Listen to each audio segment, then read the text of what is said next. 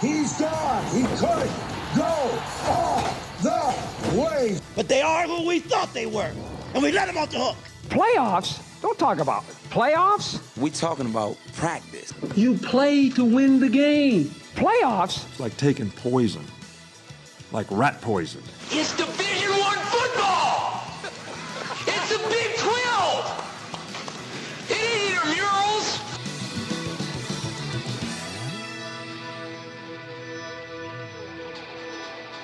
Hey Morgan, how you doing? Dillon, it's great to have you on. Great to be with you. Thank you so much for thinking of me.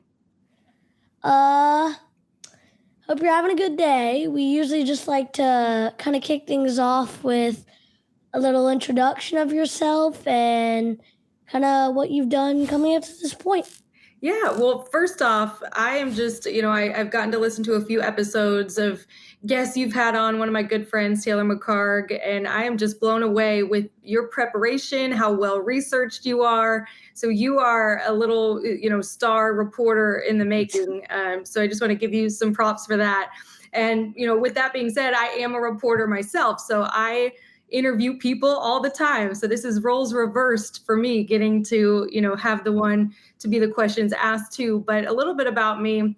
Grew up Dallas, Texas. That's where I live now here with my husband. And we just had a baby in February, baby Miles. So I am now a working mom, first-time mom, trying to balance it all. Went to the University of Missouri, always knew that I wanted to be a sports reporter. And when I graduated, I worked for the Kansas City Royals. That was my first job out of school. They went on to win the World Series that year. So I like to say I was their good luck charm. But the goal was really always to get into college athletics. College football specifically was my love. And I grew up, with my dad on the couch. We'd watch every college game day together on Saturdays from when I was like 13 years old. So it was pretty unique, as a young girl, like that's just what I was drawn to. So I think it's really cool that you do this with your dad as bonding because, it's definitely sports are special and they bring us together. And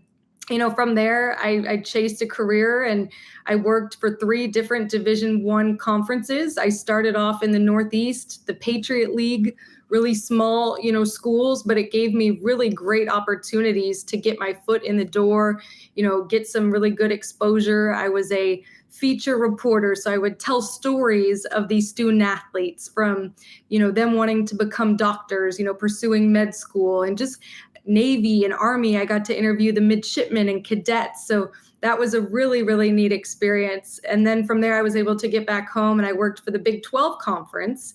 And so it was, a very interesting time in college athletics because it was when COVID hit. So definitely a lot of challenges that came with that, but I was their on-air reporter for the conference.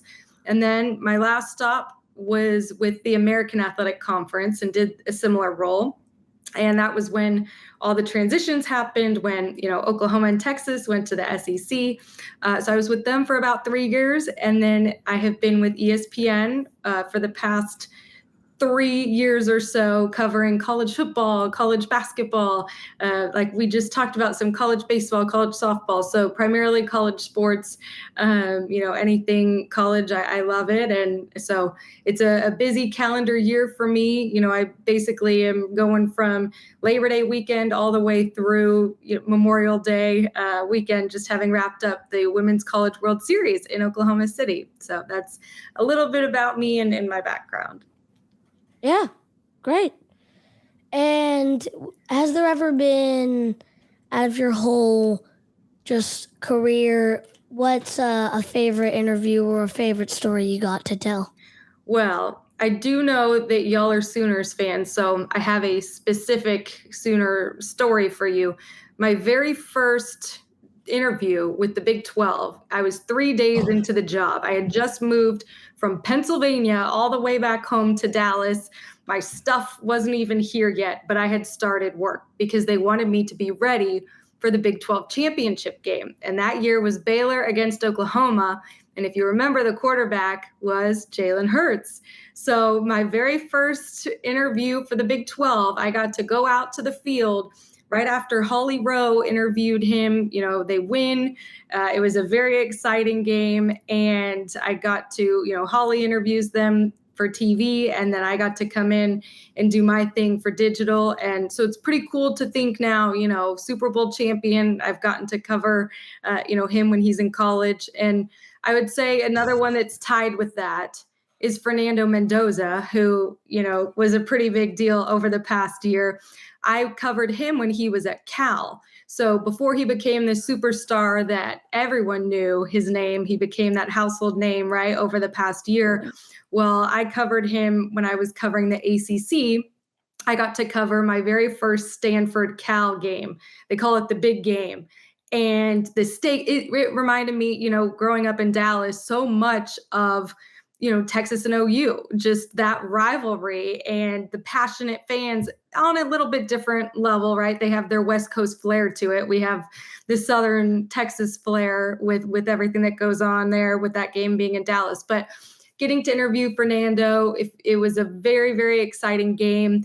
The last drive of the game, it became a really famous line. He said, I asked him, what do you take away? What will be the memory that you take away from this game? And he said, that final drive, going 98 yards with my boys. And the line blew up. I mean, he was crying, emotional. There were shirts made. I mean, people still, there's still things on Instagram, TikTok that come up from that interview. People tag me all the time. So, I think those two quarterbacks definitely come to mind. Obviously, they've had a lot of success and, hope to continue seeing them shine. But I think one thing when you work in this industry, you don't really have favorite teams anymore. It becomes favorite players, like people you want to root for because they're just good people. And I think those two definitely are just the kind of guys that you want to root for because of, who they are as human beings. Yeah, for sure. So you covered the Royals during their 2015 World Series run right out of Mizzou. What did the first taste of championship locker room teach you that still shapes how to report today?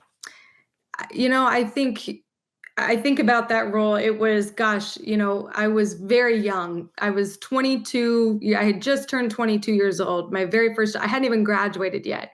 I was actually commuting back and forth between Columbia, Missouri and Kansas City, Missouri, which is about a 2-hour drive. So for every home game, I would get my car and I would drive over to Kansas City. And, I was sort of this bright-eyed, young 22-year-old who I didn't really know what I was getting myself into. But I think the way that those players treated me, the grind of a baseball season, seeing just the blood, sweat, and tears, the sacrifices they make, being away from their families, how hard they work. They had a chemistry unlike any other. And I think the one thing that they did really well was they had fun together. Like you could tell it was just a fun locker room. They had great chemistry. They had kind of the goofy, silly guys on the team, and then they had the more serious veterans like Alex Gordon. And I just think it had the right balance of personalities to be able to have the type of success they did. Obviously the talent too. But I think, again, it goes back to sort of who they were as people, the way they championed each other. It was really special, to be a part of. You can see in my office, that was the actually parade scene in Kansas City there. I have a ball from that year and then a cork in the corner from the locker room or the clubhouse celebration, I should say. But definitely one of my career highlights for sure. And something that I'll always remember is just have fun. Like I think so much in this business and, as athletes, the best teams and I think the best colleagues. I think so many parallels are made between, having a team of athletes, but also a team of what we do to put on games, from the producer, director, the play-by-play, the analyst, myself, all of the other people it takes to go behind the scenes and do this job. It's, it's sports, like have fun and smile and laugh. And so I think that's one thing that they did really well as a team that I definitely carry with me. Yeah. Definitely. So you said you were telling stories for a living and living in a great story. When you were standing on a sideline with 30 seconds to file a hit, how do you find the story and not just the score? Yeah, that's a great question. So, yeah, at heart, I'm a storyteller. That's why I got into this business. I love being able to shed back the layer of who people see on TV as, the starting quarterback or the star wide receiver, whoever it might be, but finding out who they are as people, what shaped them. Something that I do during the week, because a lot of my preparation, it's not seen. It's everything that leads up to the game. So my preparation begins on Monday or sometimes even Sunday after I get back from my game Saturday. And I'm digging, I'm reading, I'm researching, and I reach out through the PR folks at the universities to set up calls with these players. And I, try, if they were in my backyard, a school that was close, like SMU or something, I could go in person and actually talk to them. But normally, because we fly all over the country, I get on the phone with these guys and they graciously give me 10 to 15 minutes of their time during the week. And I do my research just like you do. And I come in with some really great questions of things I've read online, but I always listen. Like that's the most important thing as a reporter. You have to listen because they might give you a tidbit that then might help you ask your next best question that might give you something that maybe no one's ever heard about them before. So then it's taking that information and doing, my due diligence to give them, I have a very special platform to be able to use my voice to highlight their story in the broadcast. So not only is it me taking that information, but then I have to pitch it, I have to sell it to my producer. So that's the person that kind of calls the shots, right? And so sort of painting who they are as people and doing that, to the best of my ability to then share it with an audience, a national audience on Saturdays. That's really what I love to do. So sometimes there's a lot of stories that I have that I come in with that maybe never get told because maybe that player didn't have a great game, right? So we're not going to talk about a player unless they're having a star game. Maybe there's more pertinent things that I have to talk about, like injuries or something else unique going on the sideline. Maybe a coach that's ripping into a player, or maybe it's a quarterback that's ripping into his offensive line. So sometimes there aren't times to tell the human interest stories, especially in a really close game. Like we're going to only want to tell the things that are really, really pertinent in the game. But it's always great, I think, sometimes, for a sideline reporter when there's a blowout situation, because that's really when we can get in a lot of those human interest stories that we prepare. So something I do on Twitter during the season, I call it Uber's Untold Stories. So if it's a story that didn't make the broadcast or make air, and something that I still feel really passionate about, I like to go on my social media and still give that player, their opportunity to shine and tell that story. So definitely, I think that kind of gives you a glimpse of the behind the scenes of what I do. Do you have a like a go-to follow-up question or strategy when you hear the tidbit that you want to pull the thread on? That's to be honest, I think no, because every time it's a little bit different, right? But something that I always do every single time I end an interview is I ask them, is there anything more you would like to share? Because when you leave it that open-ended, you never know what you're going to get. So these are usually on the phone, of course, not when I'm, doing a sideline hit.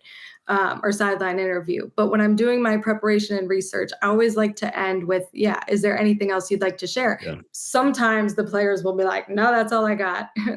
But other times there have been instances where they're like, hey, I have 3 horses and this is my hobby. This is what I love to do. And maybe it was never on their social media, right? Yeah. Because it's kind of like professional stalking, social stalking in a way too, just like you do, Dillon, right? You do your research, your preparation, like I look at these guys' social medias. I look at their Instagram, their TikToks, their Twitters, or their X's, whatever it is on social, to be able to find some really cool personal things to talk about. Because, I want to show that I'm well-researched, that I'm not just hopping on the phone and it's another media interview, they're going to do. I come in just like you, really well prepped. So that's, maybe some advice that I could give you on the end of your episodes. Maybe if there's anything else people want to share, you never know what someone's going to tell you. And Dillon, remember and we had a Knicks.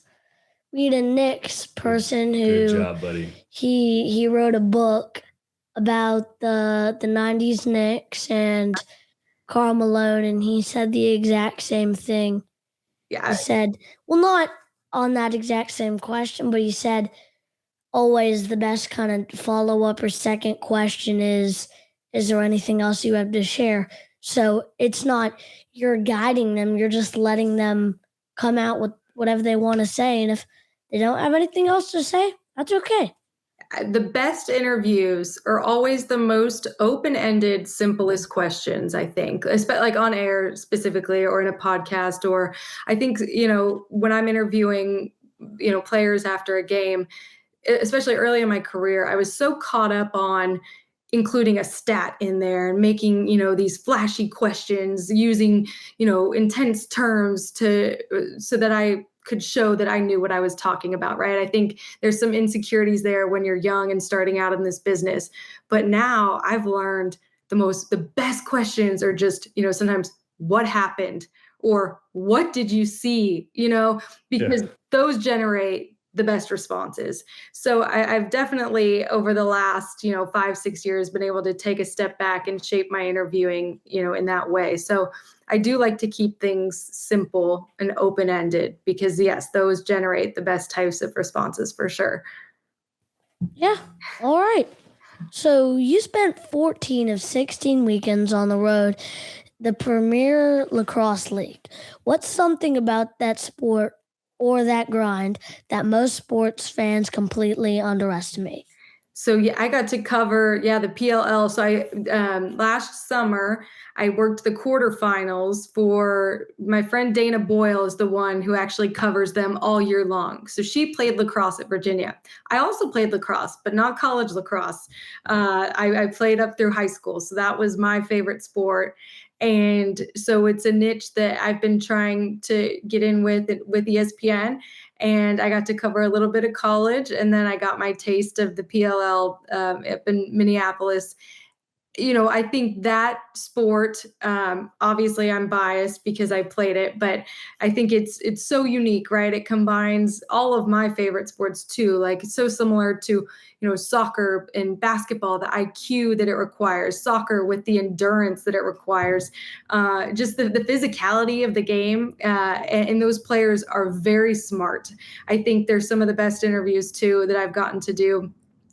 Because something that's really special with that league is they let you interview the players in game. So, XYZ, so-and-so, star attackman scores a goal. Well, he runs off the field and I'm looking for him, like to do that interview live on air. So sometimes there have been crazy things that happen, like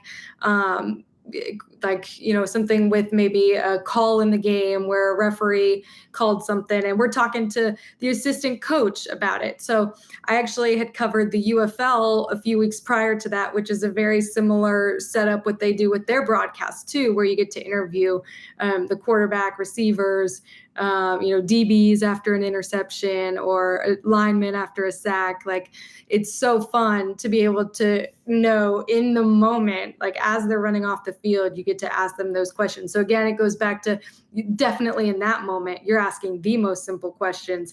And sometimes you get hilarious responses because they know too, right? It's a great PR tool for them and their league and for their platform as athletes too.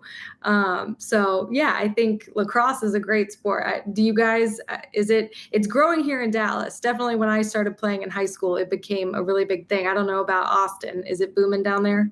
Well, I just started this season. Nice. I like it. It's really fun. A lot of my friends play it. I have one friend he's really into it. He's going to Vail to do a tournament. He's going all over the place to play lacrosse. That's awesome. He was telling me about the PLL though. Actually, like a couple months ago, and I was watching it with him. Lacrosse, I've just played it, haven't really watched it. It's a really fun sport to watch. Yes, it is. Because it's a combination of everything. It's football, it's like soccer, it's basketball. Hockey. Like, I didn't even mention hockey. Hockey, because the ball and it's up to two. And you a stick. It's weird. Yes. It's fun though. It's a I love fast it. game. Yes, it's very fun. So yeah, I guess this is our plug for lacrosse. I mean, college lacrosse as well. Like, I think it's also growing. I mean, the visibility too with what ESPN has done, the men's and women's side, right? I think is pretty cool. And then it's awesome too now that these players, not just the men, there's also a professional women's league too, which I have not gotten to work any of their games, but that league is continuing to grow. So now, they don't just peak in college, they have actual opportunities to go on and play on a really big stage. And I think the PLL, WLL have done a really great job of really taking advantage of sort of their media opportunities and making it really big. Like, it was really cool to see, all the little boys when I was there, the young boys, who look up to these players, were getting autographs after the game, like the access that they had to the players. That's what it's all about, right? Like, paving the way for the next generation of athletes and inspiring them to do, something big and something really cool. Yeah, for sure. And just curiously, do you know who won the women's and men's? I think Northwestern won women's. And that Princeton won men's this year, which was really cool. I covered Princeton last year when they were in the quarterfinals.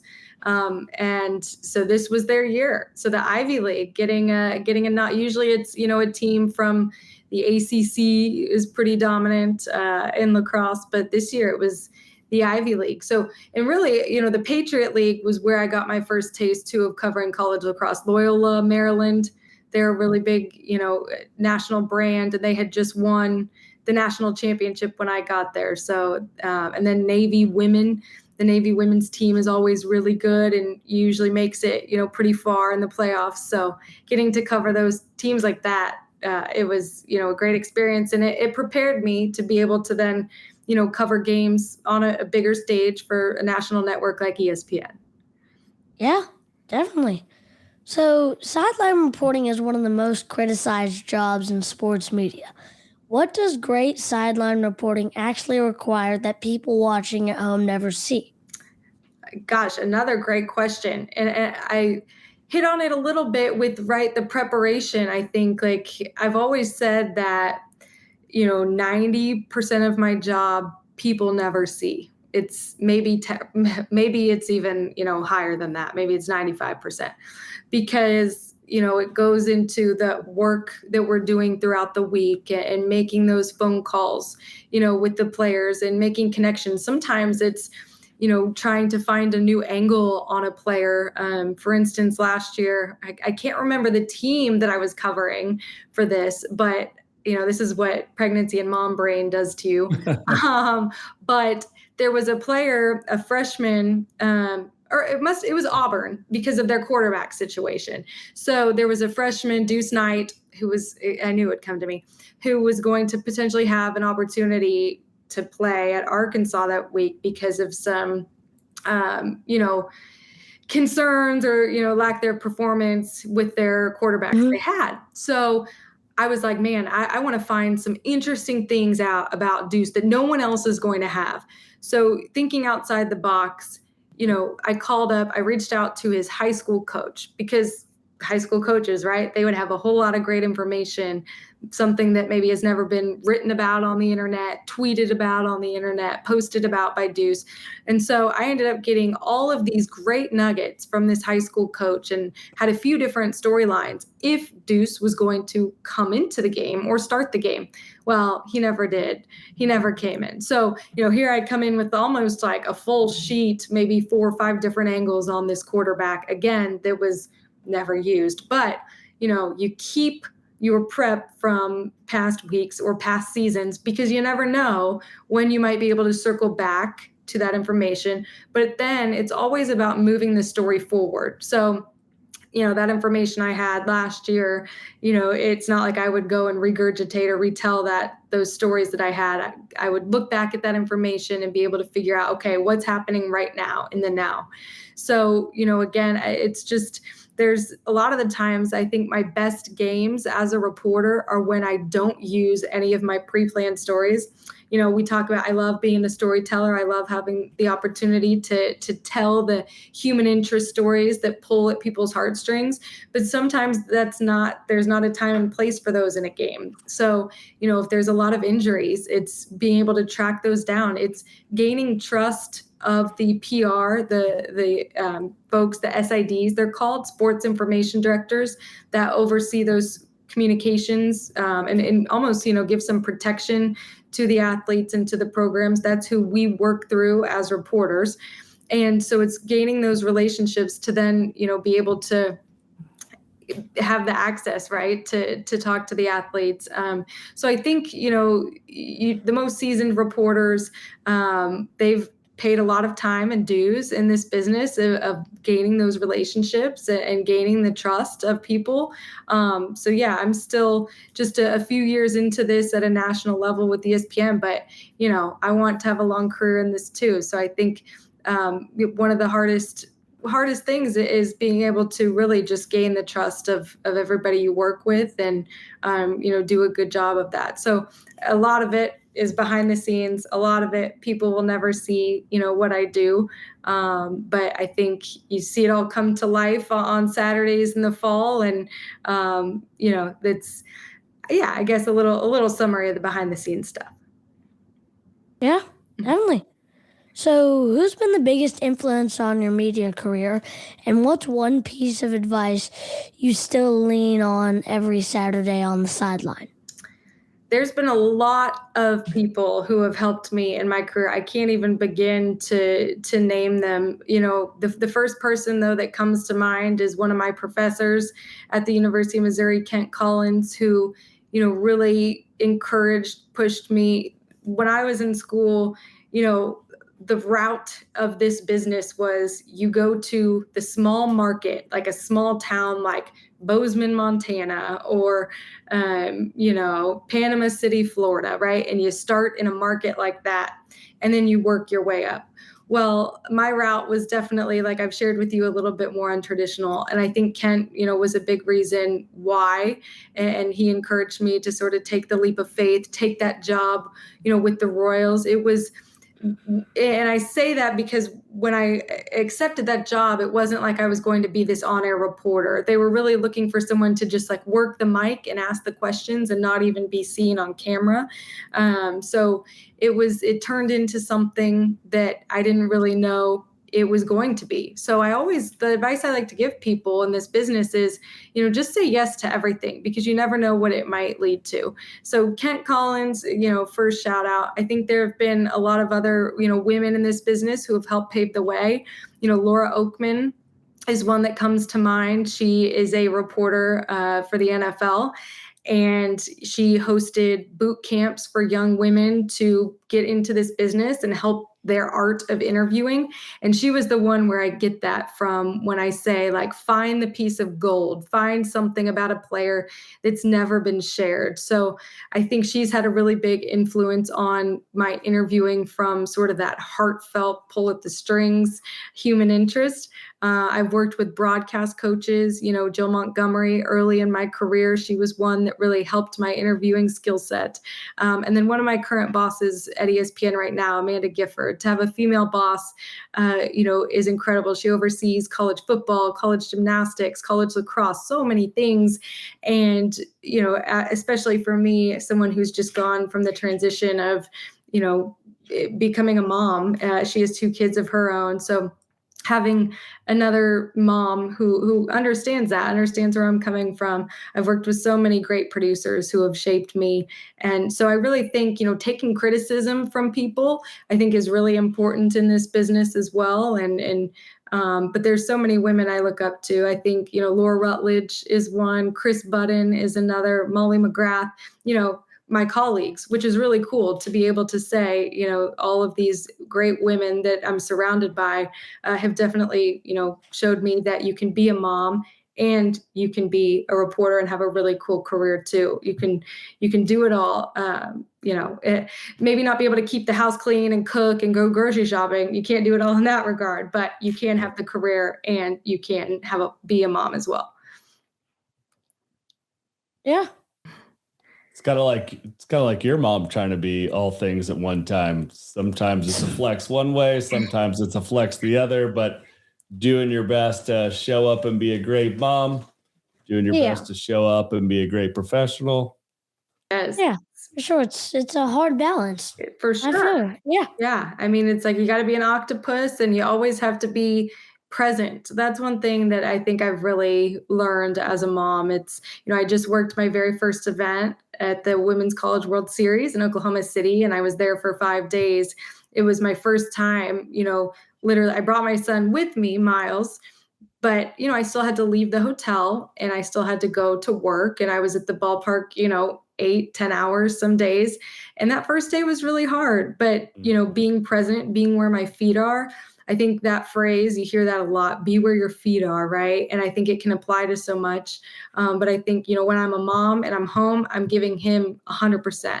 And when I'm at work, I'm giving my work 100%. So just being able to sort of, split those dynamics. But I also think as a mom, you also have to think like 10 steps ahead, because if you're thinking about it in the moment too, you're too late. So I say be present, but you also have to be thinking of what you're going to need, an hour, 2 hours from now.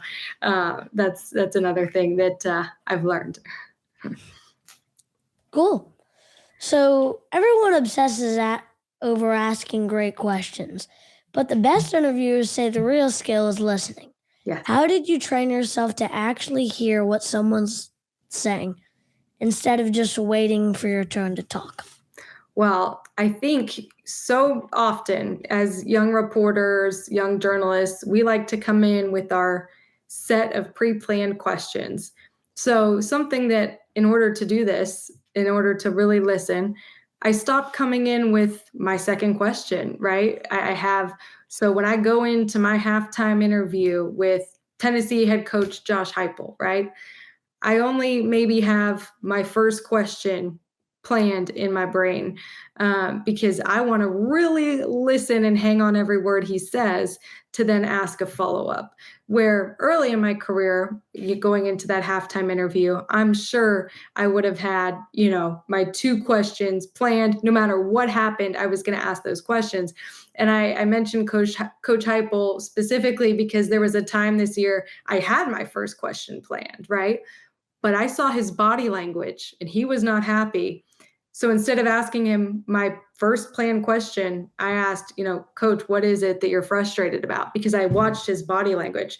So sometimes it's not even about listening, which it's about observing, right? And that to me, I think I learned that skill set. It was after the Rose Bowl when Michigan won and Laura Rutledge asked a question and said, you went and gave your mom a rose right after this win. Why was that so important to you? So Laura didn't know that was going to happen, right? It was something she observed and watched, and it was a great answer that she ended up getting. So I think the person that you're interviewing, they really respect you if you are asking those questions to where they know that you're really, really listening. And I think it takes years of practice. I think it takes becoming confident in your skill set and your ability. It's not going to happen, right away for most people. It takes finding your voice, your personality in this business and being confident in who you are and your preparation, right? It goes back to that preparation piece of being able to ask that really, really good follow-up question. And that was when I was navigating my way through trying to make it to the network level and work for ESPN. That was feedback whenever I would send them my work. My reels is what we call them, a video compilation of all of our stuff we've done. They would always ask, we want to see the follow-up question. And I could tell that was really when things started clicking, when I started getting bigger and bigger opportunities, was when, I had that on my reel, that piece of, okay, she was listening to what her subject just said. And that was a great follow-up question. And those questions generate the best type of answers too. Dillon, you know why I think Coach Heupel was frustrated? Why? Because he was getting beat by Oklahoma in a night game at Neyland Stadium. So he was beside himself. I was gonna say, I wish I was. I don't know what game it was, but Wait, I was gonna ask. It was not. Do you remember why he was sad and what answer you got? I don't, but I remember, I think they were playing Arkansas, and Arkansas had a really rough year last year, and Tennessee, they had pretty high expectations going into, well, maybe not going into. They were mid. Yeah. But they had some, after, the first couple of weeks, how they hung with Georgia there. I think people really had some high expectations for what the Vols could do. And so this was maybe week 7 or 8, later on in the season. And I think they must have been either tied or just maybe it was like a field goal difference with Arkansas. But their offense had not been clicking, and that was something that they did pretty well all year, was that high-powered offense. So yeah, sometimes it's just like watching the body language of a coach or athlete, watching what they do, or sometimes it's as simple too as like, what did you tell your quarterback there? I saw you talking, sternly to, or not sternly, but you would leave it a little more generic and open, but because again, they'll tell you, maybe not word for word, but they'll give you a good answer too, sometimes out of a question like that. Yeah, definitely. And in the game, was there a specific point, or let me rephrase it. Were you able in that game? Was that after the game or after they kicked a field goal and made it or something? So yeah, usually as a sideline reporter, our interviews, we get to interview them, the winning coach, typically going into the locker room at halftime. And then, so they must have been up. Because that's typically coaches it's something we talk with earlier in the week, hey, if you're up at halftime, are y'all good to do an on-camera interview? And then usually coming out of halftime, we get a report from the trailing coach. So something that viewers don't get to see is I'm standing outside the losing, at halftime, whoever's down, I'm standing outside that locker room, and maybe there's 20 seconds on the clock before, kickoff of the second half. And I'm waiting for that head coach. Usually there's a police escort. Usually they're the last one out of the tunnel. And I usually, I ask them a very open-ended question, coach, what has to change this half? Or, whatever it is, whatever the big story is, your defense is, you've given up a lot of rushing yards. How do you fix that sort of thing? So I'll ask that question.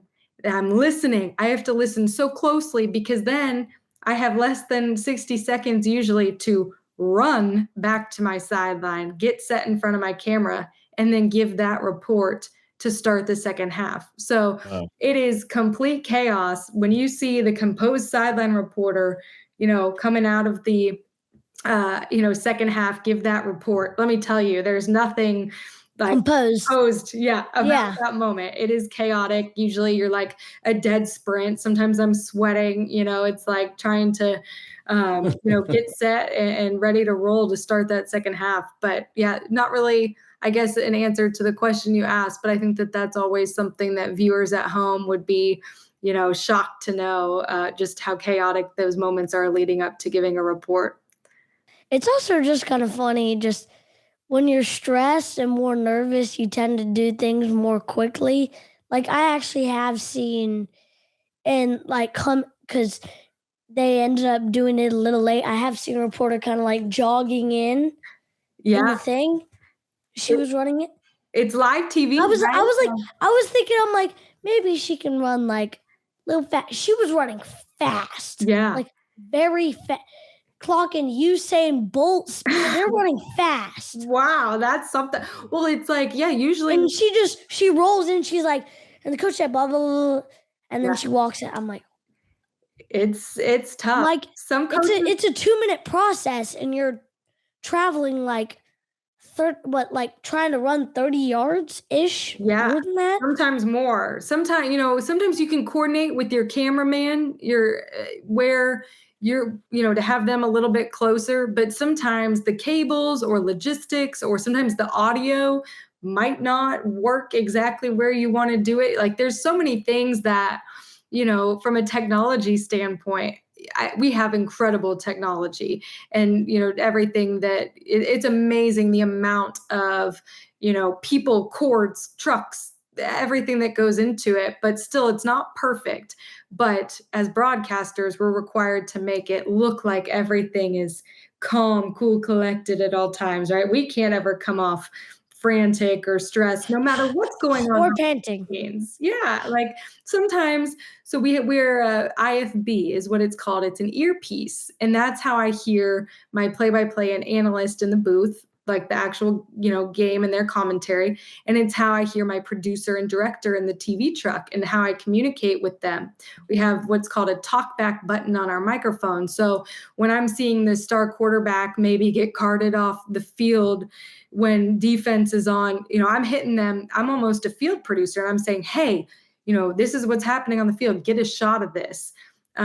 So being able to be eyes and ears and, always at all times, we're always on. Like there's no, you might only hear us 5 or 6 times throughout the game, but let me tell you, we're chirping in our mics constantly, letting our producers in our booth know what's going on, because we're the eyes and ears down on the field that has that type of access and is able to see and hear everything, because how big stadiums are. I mean, the booth, they can't see. I mean, it looks like they have some binoculars up there, but everything down there looks like ants, and they're focused on the actual play of what's going on. But we also have to be conscious of what's going on too. So it's like it's a million things happening at once. I think it's so cool when I have young girls, come shadow me that want to do this and are just like, their eyes are almost popping out of their head of, wow, this is what goes on. These are all the things that y'all deal with that people never know. And again, it's just, we're smiling, we're ready, and have to be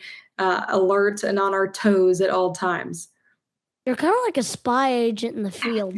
I like that analogy. It's true. We're like, we're snooping respectfully, around the benches. And, sometimes some schools, some stadiums are a little bit better about you standing behind the benches and watching and trying to listen. Like, we always say, I talked about how the best reports I have are things that I don't come in with. It's what I'm hearing and seeing. It's really hard to hear when there's 90,000 to 100,000 people, but sometimes it's like lip reading, right? Like or I'm watching a body language of a coach and the way they're acting, towards a player or a unit. Like, the offensive line is always a really fun place to be around, because those guys are pretty vocal. And I can always get some good stuff there, but it's like, you really have to be so observant, and you can't miss anything, because, if you do, you could miss the biggest story in a game. So I always like to have tabs on, both sidelines. Like sometimes I'll be on the home side, but I'm looking across the field at the visiting quarterback to know, what's he doing? Where is he? Is he on the field? Because you got to know where the stars are definitely at all times. Sure. So if you could mic up one moment in sports history and report it live from the sideline, which one are you picking? Oh, gosh. Wow. In sports history. Oh my. I feel like for some reason this is funny that this comes to mind, because I'm not a hockey fan, but I feel like Miracle, like just Team USA and what they were able to accomplish. And if I were able to be there and cover that event, like the history that went on with that's one that definitely comes to mind. I think, for the Olympics, I guess is sort of a bucket list, a dream of mine, even though, NBC has the rights to that right now. So when I think of sports history, that's definitely, Team USA. A lot of pride with that one, I think would be, at the top of my list. I'm trying to think, I went to the University of Missouri, so I think, there were some pretty cool moments. I hate to even bring this up, but y'all can see behind me, I have that 2010 Missouri-Oklahoma 36-27 October 23rd game of all the fans rushing the field there at Missouri. The very first time College Game Day came to Mizzou, and I think it was the last time they came. I wasn't a student then. My husband was. So that's a moment in sports history, I think, that I wish I could have been there for. Dillon, who would you say? What would be your sideline? Yeah, I'm curious. What's yours?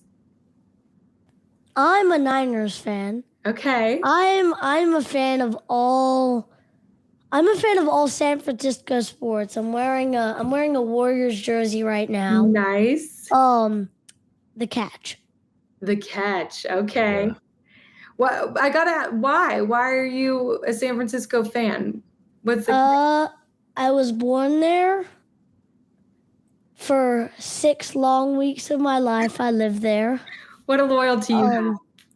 But what I love is I was like, hey, listen, if you're going to be a sports fan, I was like, pick your squad and ride or die. Yeah. Like it's not changing every year based upon who wins and who's the next winning team. I was like, most of being a fan is suffering through a lot of losing to get to the mountaintop of winning. So ride or die with your squad. Yeah, no fair weather fans around here. Yeah. We don't like that. Yeah, because the 49ers in the 2024-2025 season, we stunk.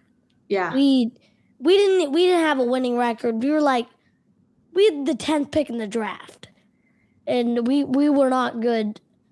I have a friend who went from the Chiefs to the Eagles to now the Seahawks. Wow. No way. No way. I'm like, I respect you. I respect that. And my son will also be raised to pick one NFL team, one NBA team. The NFL team will get a little tricky with us because my husband's from Missouri. So he's a big Chiefs fan, which has been kind of nice because I'm a Cowboys fan. So, in our years of making it to the playoffs and losing in the first round, I've at least had a team that I've gotten to, cheer for that's made it to the Super Bowl in recent years. So, yeah, Miles will have to choose, though, I think. So I like that. That's good. Well, I just don't like the Chiefs. I just don't like the Chiefs fans. Like, I bet your husband isn't like this, but there are some people who I met who kind of are.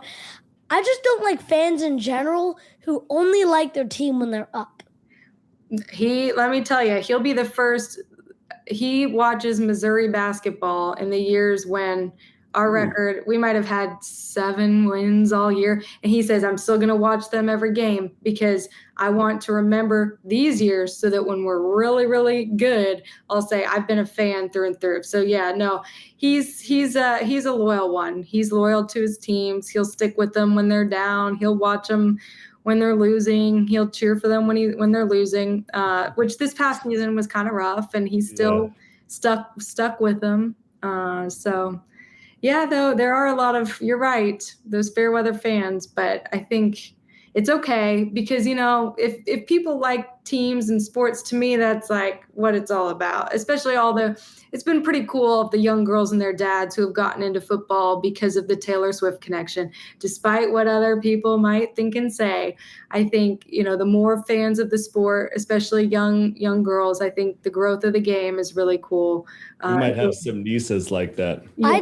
I'd say if you're a young girl and you like the Chiefs because of Taylor Swift, is that okay? I'd say commit to watching 2 games a year. Okay, 2 games. That's all. If it's that much, 2 games a year, that'd be fine. Just Patrick Mahomes is so good. It's just kind of annoying. I know. Well, I love him for his grit, determination. Attitude. Yes, he is. I really think he's a special player. He's a special athlete. He's a generational talent. I think we're going to look back in, 20 years from now. And again, despite what people might say about him, I think people only get annoyed of them because they win. I think that it's similar to, me growing up, and it was always about the Patriots and Tom Brady. It was like, you would just kind of roll your eyes because it's like, here they go again. But Brady and Mahomes have that in common where, it's just a mentality and mindset. And I talk about my preparation, their preparation on a completely different level. A lot of respect for what they do. Yeah. And I've also just been a little annoyed with the 49ers because I think the past from like 2020 to 25, we made it to the Super Bowl 2020, 21, and 23. And we lost all 3 times. Yeah, I know. Including to the Chiefs. I was going to say, so I could understand why you don't like Patrick Mahomes. It's okay. We'll get there. Yeah, we will. You'll get your ring soon enough. Fair enough. So, everybody in this business. Everybody in this business. Who in your network should sit this chair next? And what's the one question we have to ask them? Ooh, you're putting me on the spot here. Who would be good? Well, it depends. Do you want, I'm thinking of some a play-by-play, someone that I worked really close with. His name is George Sedano.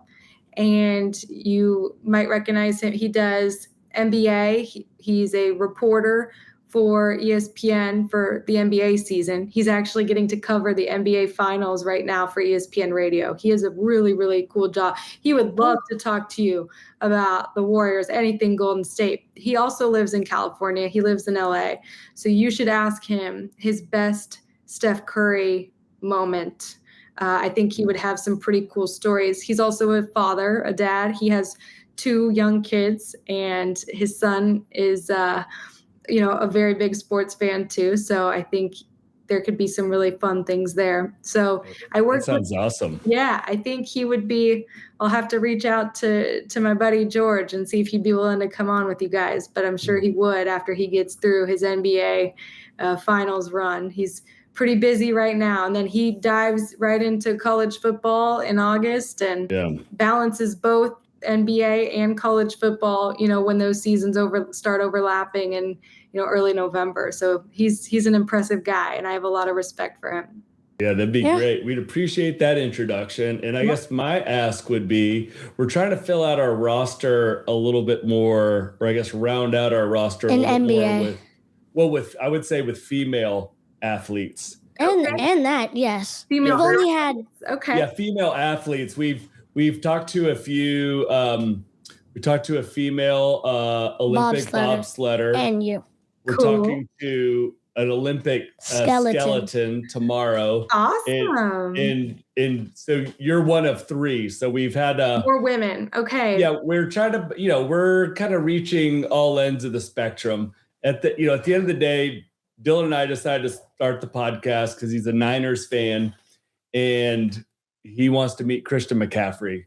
So I said, let's start the podcast. And I was like, we'll network our way to him. I was like, it might be a year or 3 years, but I was like, the broader that we spread out, I was like, we got a chance to learn a bunch of broad perspectives, develop our skills as podcasters, learn about everybody's journey. So we're trying to round out the types of sports, the types of athletes we cover, people that are retired NFL, people that are just coming up in college, men, women. So we're trying to have kind of a well-rounded show. So if there's any female athletes you're connected with, we'd love about that. But you know what? So I covered Luke when he was at Rice, Luke McCaffrey, and their mom. Isn't he on the Commanders? Yes, now, yep. So he played at Rice when I was working full time at the American. The nicest guy, and their mom Lisa, she has a podcast, and I can't remember who the co-host is. It's another female, but if you, we should interview the mom. We should interview the mom. Yes, that's what go try to reach out to Lisa. I feel like she's very hold on. Y'all should look up her Instagram. Look at her podcast. That could be a really good route for you. Yeah. The family's awesome. I mean, I've never met Christian, but I've met the dad. Candidly, the fun part for me is just all the networking is like, who's going to be on the show? Yeah. Like, Taylor's like, yeah, I've got some people in mind. I can introduce you. And then he's like, connected us to you. I'm like, awesome. Yeah. What's her it's like, what's her story? So it's like opening a Christmas package with all the, hey, let me make these introductions. You're like, what's in here? This is exciting. It was also just fun. My dad was like, he's like, write down a list of 25 dream podcasts or just interviews. People, you want to have who was on your list? Like, give me your top 5. Do you remember? I said McCaffrey. I would really love to interview George Kittle. Okay. Jerry Rice. Oh. And I have a question. Yeah. Is Joe Montana still with us? Yeah. He is? Yeah. He's like 60. Yeah. Probably, in his 60s, right? That's a good I didn't know, but he was on there. I just wrote it down. And then Tom Brady. Of course. Yeah. Unfortunately, I don't think I have any connections to any of those, but I think my top 2 are Marshawn Lynch and Chad Ochocinco. Okay. They seem like wild personalities. Yeah. I also want to get Shaq on. Okay. Shaq would be good. Who are your top 5 interviews that you would love? Who are your top 5? Oh, that's it. Yeah, spin it back on me. Gosh, in like my my career or athlete wise or both? Athlete wise. Who's on your bucket list of I'd love to interview these athletes? Gosh, the first one that comes to mind. I mean, I feel like Tom Brady probably is like at the top. I think Travis Kelce would be, 1A. That's 1A and 1B for me. I think his personality. I mean, I love the New Heights podcast that they do. Yeah. Is always really fun.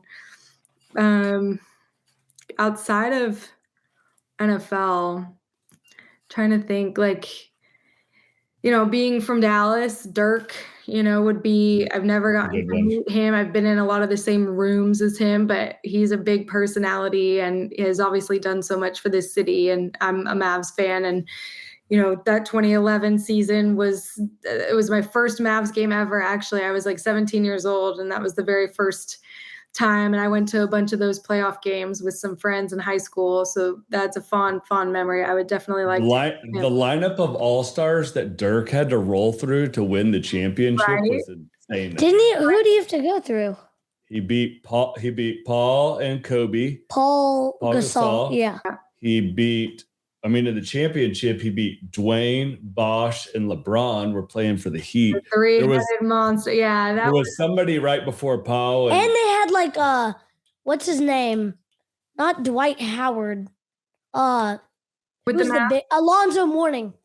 No, he wasn't on that I thought team. he was on that team. He was on the Didn't Heat. he play for the Heat? He was on the Heat, but he had retired by the time that season had rolled around. When was he, like 2000?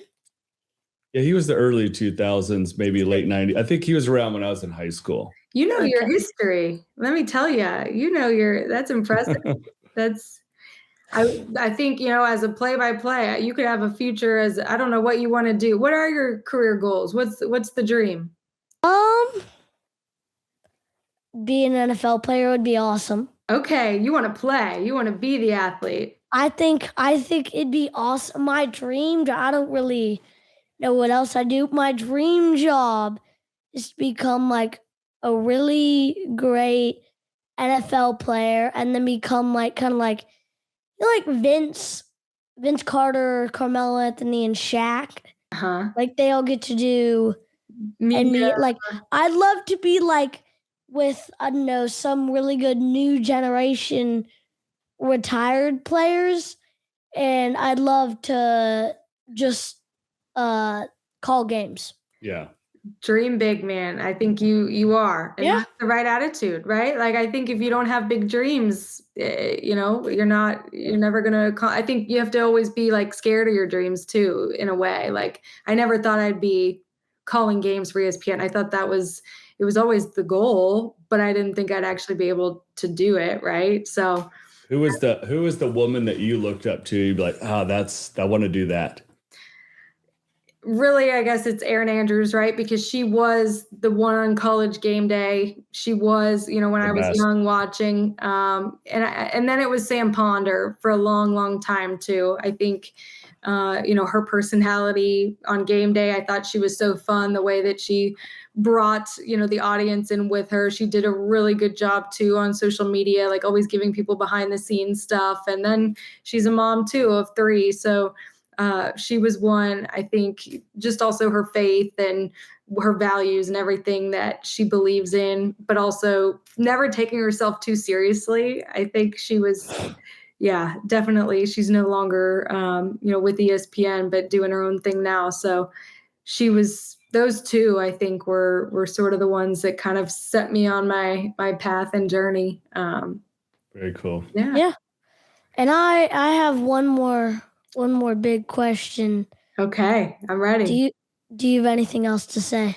Oh, how did I know? I think this podcast is awesome. I think what you're doing is awesome. I love how well prepared and researched you are. I think you could have a great career in this business if you ever wanted to forego your NFL hopes and dreams. I think you'd make a great broadcaster and could come up and be the next Mike Tirico, calling a little bit of everything. You're versatile. You know a lot about it, a lot about different sports. And, I always say as journalists, we have to know, a little about a lot, like just especially when you're covering a variety of different sports. But yeah, being well-researched, it's impressive. So I love that you brought up Mike Tirico, because Mike Tirico is on his list of 25 dream interviews. Well, I hope you get that. He's the best. One of the best in business.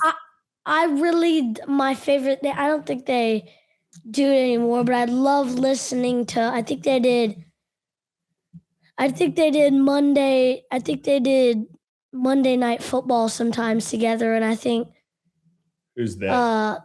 Mike Tirico and Greg Olson called games together. I don't think it was Monday Night Football, but I always enjoyed just listening to their games and how inquisitive and just kind of fun and let loose they were. Yeah, he has a great call. It's about showcasing your personality, right, in this business. And he does a really, really great job of that. And you do too. I think that's why, I'm saying you could have a bright future in whatever you decide to do. But I'm happy to help connect you with anyone I know in my network. And I hope this podcast continues to grow and grow. And, I hope that my son and I, just like you and your dad, get to have a really cool bond over sports, when he grows up and as he grows up. I hope I'm bringing him to some Oklahoma games on the sidelines, and we'll see. I'm sure he'll get to come to a lot of cool events over the years. So thank you guys for thinking of me. I really appreciate it. Yeah. Thank you so much for the time on a Friday. We know you've got a super busy weekend with family coming in and the kiddo and taking time out during nap time, which is typically mom's nap time. Yeah. Well, yeah, I don't think I've taken a nap in weeks, but no, Again, thank you guys for thinking of me. I hope this continues to be a success for you guys.